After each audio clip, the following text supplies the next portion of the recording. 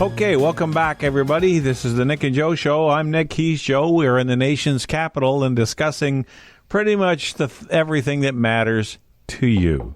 Well, we just got word, and I'll let my co-host here bring us up to speed, but the XL Keystone Pipeline has already been killed by executive order by Joe Biden. What do you know about this? Well, what's to know? There's no surprise here. He said he was going to do it on day one, and he's done it on day one. So, and I just don't think it comes back from, this is the death knell, I think. There's been a lot of ups and downs. Was it going to happen? Was it not going to happen? The Obama administration was opposed to it. The Trump administration was in favor of it.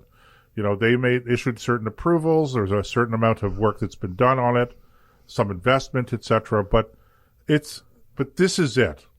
If I'm an investor, I wouldn't touch it with it. I can't take this on again, off again attitude all the time.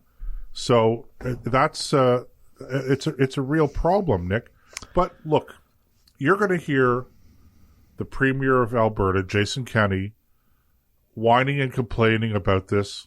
You're going to probably hear Justin Trudeau whining and complaining about this. Yeah, that would mean a lot. And in fact, they already have, and they have ever since they heard that this is what the government or the Biden administration was going to do on day one.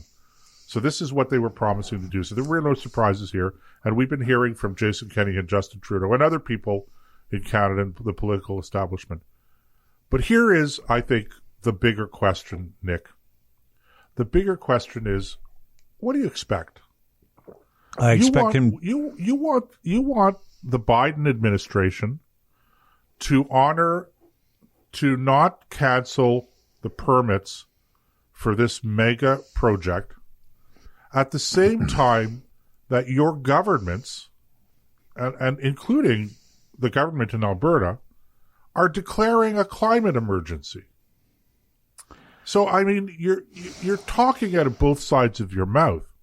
You're saying, on the one hand, you're saying, oh, climate emergency, we have to reduce CO2, greenhouse gases, we have to reduce our dependency on carbon, etc.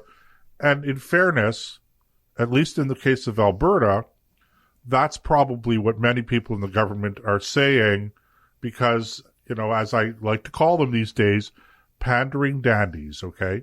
They're afraid of taking a stand and saying, no, we don't believe that. We're prepared to believe that climate change is real. Heck, I'm prepared to say that climate change is real. It's a natural cyclical thing, okay? It's not caused by human activity, though.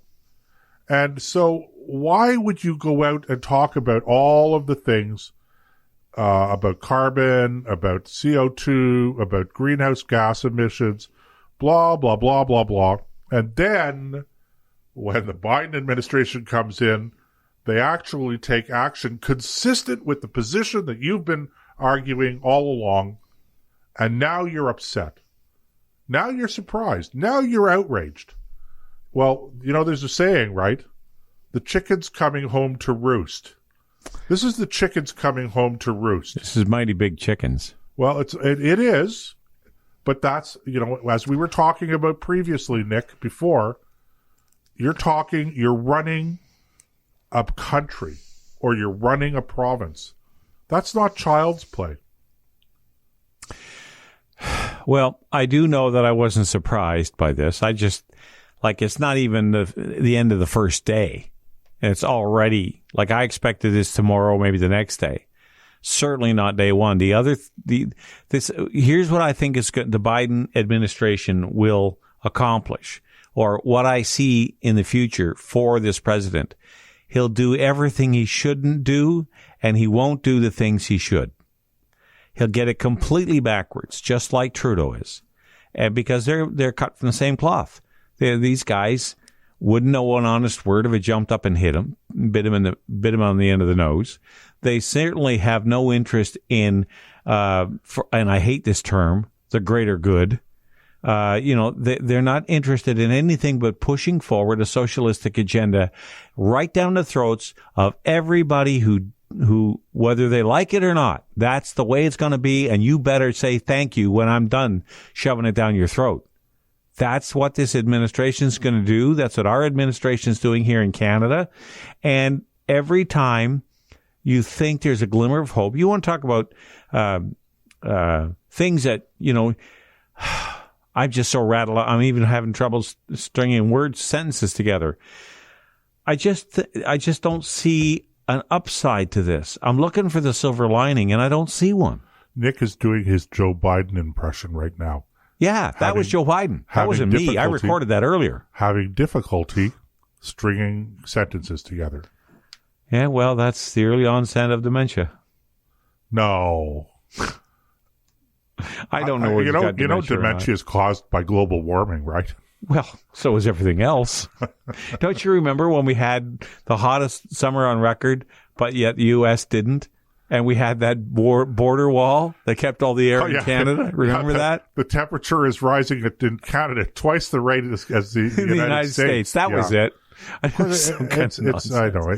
Well, you're going to get Nick. You're going to get me going on this whole subject of global warming. Oh my God! I think again the real issue here is that your words, your actions, the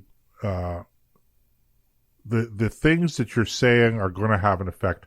When you're in government, when you're the Premier of Alberta or you're the Prime Minister of Canada, okay, and you're running around saying, we have to do something about climate change, okay, you don't get to complain when your neighbor to the south of the border does what you had to know he was going to do on climate change, because this is what they do in response to climate change.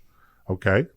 Their response is, foolishly, we're going to stop the climate from changing. We have the power to stop the climate from changing. And what action are we going to take? Well, no Keystone Pipeline. We're going to cut off pipelines. I'm not really sure how you make the connection between pipelines and climate change. It's a tenuous connection, I think, at best, but all right, you're making that connection, but there's no bloody surprise here. So, if I'm Joe Biden, okay, I'm pulling I'm taking a page out of Trump's book. I'm listening to the whining and complaining coming from Canada, and I'm going and saying, well, you guys over there in that communications office looking for something to do? The ones that said that the Capitol was finished during the Civil War, the Capitol Dome. Yeah. Okay. When in fact it wasn't. So we'll give you guys a second chance. Go on YouTube, pull as many clips of Jason Kenney and Justin Trudeau talking about the climate emergency and how much we have to do to get climate change under control, and put it together, and we're going to buy airtime and put it up on the airwaves, okay? And say, well, what do you want? We're just doing what we are saving Canada. Damn it, we're saving those polar bears. You insisted on of which there's more now than there ever has been. Do something to save those polar bears. Okay, Joe, please save the polar bears. So what does he do? He says, okay, fine, I'll save the polar bears. I'm going to cancel the pipeline. And now you're going, oh, what? Don't cancel the pipeline. I mean, once again, you can't make this stuff up. Even Hollywood couldn't write this script. Or maybe they could, if it was. But no one would believe it as real. Mel Brooks maybe would write. Yeah, write something now this. There's who would write the script. Mel Brooks, Buck Henry, and all those guys. Yeah. The original writers for Get Smart. Or the guys who wrote Kelly's Heroes. Kelly's Heroes or Kelly's Heroes. I was going to say, Kelly's Heroes? Kelly's Heroes. Who's the prison camp series? Hogan's Heroes. Hogan's Heroes. Kelly's Heroes, Hogan's Heroes. Yeah. Yeah, maybe those guys could write it if they're still alive. I just don't know anymore, Nick. I feel like I'm banging my head against the wall. Yeah, I realize now, Nick, because we don't pull any punches when it comes to the Liberals. And you know what? We don't pull any punches when it comes to our friends, the Conservatives, or at least those who call themselves conservative, the nominally conservative. Well, even that I sometimes wonder about. You know what? We could really, I think, legitimately point to you and I in this show and say we are the conscience of Canada's conservative movement, because we don't even let conservatives get by with this kooky stuff. You know? Let me ask you a question. This isn't so much about XL Pipeline; it's more political in nature. Because I don't know there's a whole lot more to say about what other than what did you expect him to do. But do you think there's an appetite in Canada, at least in certain quarters, where independents might actually get elected? I know it's very rare for independents to get elected, but given what's happened with the Conservative and the Liberal Party, where they look so much alike it's not even funny. If an independent went out there and said, you know what, I'm not one of them, and as a matter of fact, I'm so not one of them, I'm not going to bear either standard. I'm just going to go out there and represent your interests to the best of my ability and let the chips fall where they may. Well, yeah, it's a fair question, and I think it would be very difficult because so much of the promotional material that helps somebody get elected originates at the national political party level as opposed to the local riding level. So you can raise money and you can spend money promoting your campaign at the local level, but the restrictions on spending are so great that it's really very difficult. And so what you really depend on in terms of advertising, media space, etc., it's not so much the local campaigns, it's the national campaign. So if you're running as an independent, you're not going to have that kind of backing. And it would be, they do get elected from time to time, but to the degree of, you're going to get elected to the degree that you would have sufficient numbers that you would actually make any kind of an impact, I think it's a pipe dream. Except, as I was just thinking to myself when you were asking the question, unless you say, let's do something really daring.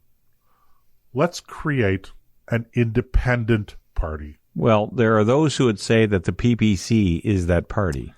Well, I'm not the right person to ask that because I'm too close to some of the personalities. Okay. I'm looking at AJ's comment asking if I believe that the PPC wouldn't be a better route than being an independent. And I'm not really sure because the PPC is the Max Bernier party. And Max is his own, he's his own man. I have a lot of respect for Max, don't get me wrong. Sure, and as do I. I think he probably could get one or two people elected. Would it be enough to make a difference? I don't know. But I don't think he can because the with the attitude in the country right now? No, because you have to. I don't, no disrespect intended towards Max, but I don't think he has a certain skill set. Yeah.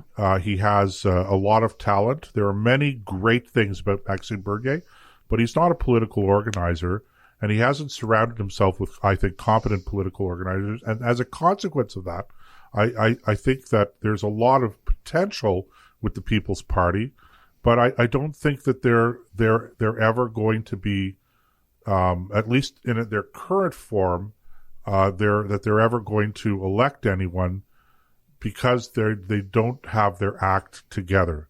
Well, let me go back, take you back to your independent party then. AJ, I hope that gives you some idea of the answer to the question. But the